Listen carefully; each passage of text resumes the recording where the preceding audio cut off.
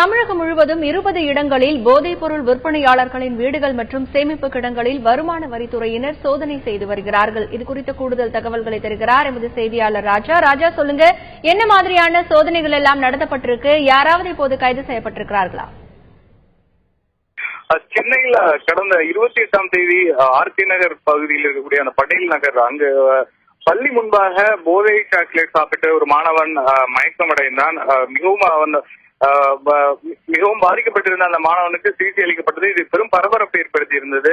இந்த நிலையில இந்த போதை வஸ்துகள் விற்பனை என்பது தமிழகத்தில் எந்த அளவில் இருக்கிறது என பல்வேறு துறை அதிகாரிகளும் களத்தில் இறங்கி ஆய்வுகளை மேற்கொண்டனர். குறிப்பாக உணவு பாதுகாப்பு துறையினர் சென்னை முழுவதிலுமே தொடர்ச்சியாக ஆய்வுகள் நடத்தினர். ஏற்கனவே தமிழகத்தில் பான் மசாலா உள்ளிட்டவை தடை செய்யப்பட்டிருக்கின்றது. அந்த பொருட்கள் இங்கு சென்னையில் சுமார் 500 கிலோவிற்கு மேல் கைப்பற்றப்பட்டிருந்தது, பரபரப்பு ஏற்படுத்தியது. அது மட்டுமல்லாமல் சென்னையில் இருக்கக்கூடிய போதைப் பொருள் தடுப்பு பிரிவு போலீசாரும் களத்தில் 8 தனிப்படைகள் அமைக்கப்பட்டு தற்பொழுது அவர்களும் இந்த சோதனைகள், அதாவது யாரேனும் போதைப் பொருட்கள் கடத்தல் விவகாரங்களில் தலையிடுவோர் குறித்து விசாரணைகள் மேற்கொண்டு வருகின்றனர்.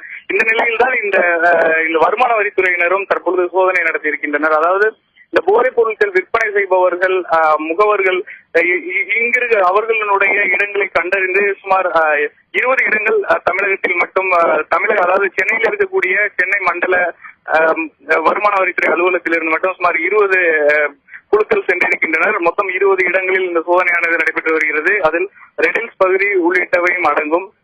அது மட்டுமல்லாமல் பக்கத்து மாநிலங்களான ஆந்திரா மற்றும் தெலுங்கானா பகுதிகளிலும் நடைபெறுகிறது. மொத்தம் 30 இடங்களுக்கு மேல் நடைபெறுவதாக தகவல்கள் இருக்கின்றன.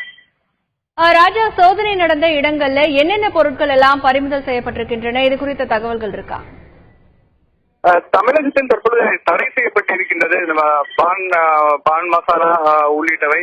ஆனால் இங்கும் அந்த விற்பனை நடந்து வருவது அதிர்ச்சி ஏற்படுத்துகிறது. அதுவும் இந்த அளவிற்கான புழக்கம், அந்த தடை செய்யப்பட்ட போதைப் பொருட்களுடைய புழக்கம் அதிர்ச்சி ஏற்படுத்தி இருக்கக்கூடிய நிலையில் அது குறித்தான ஆவணங்கள் உள்ளிட்டவை தான் தற்பொழுது தீவிரமாக வருமான வரித்துறையினர் ஆய்வு செய்து வருவதாக தெரிகிறது. இதனிடையே தற்பொழுதுதான் இன்று காலை தான் அந்த சோதனையானது நடைபெறுகிறது. இன்று மாலை முழு விவரமும் தெரிய வரும். குறிப்பாக எந்த அளவிற்கு விற்பனைகள் நடைபெற்றிருப்பதற்கான ஆதாரங்கள் இதில் சிக்கினால் இந்த விவகாரத்தில் அது ஒரு முக்கிய திருப்பமாக இருக்கும். ஏற்கனவே தமிழக அரசு இதனை தடை செய்த பொருட்கள் இன்னும் தொடர்ந்து விற்பனை செய்யப்படுவதும், அதை முகவர்கள் மறைமுகமாக விற்பனை செய்வது வெட்ட வெளிச்சமாயிருக்கிறது. சுமார் 500 கிலோவிற்கு மேல் சென்னையில் பிடிபட்டிருப்பது. எனவே இந்த வருமான